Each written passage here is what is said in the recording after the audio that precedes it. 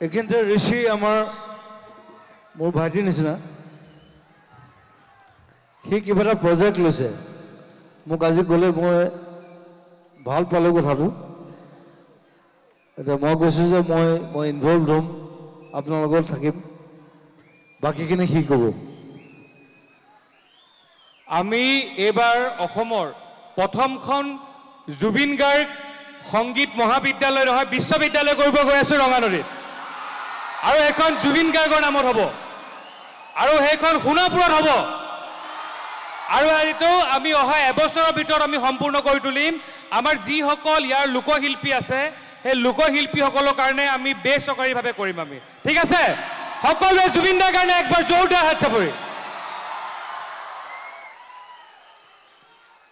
মই কি হেল্প কৰিব পাৰোঁ মই নাজানো বাট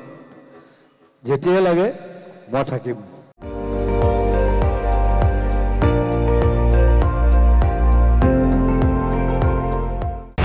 আপুনি চাই আছে ND24 সৰ্বশ্ৰেষ্ঠ নহয় সৰ্বোত্তমৰ দৌৰ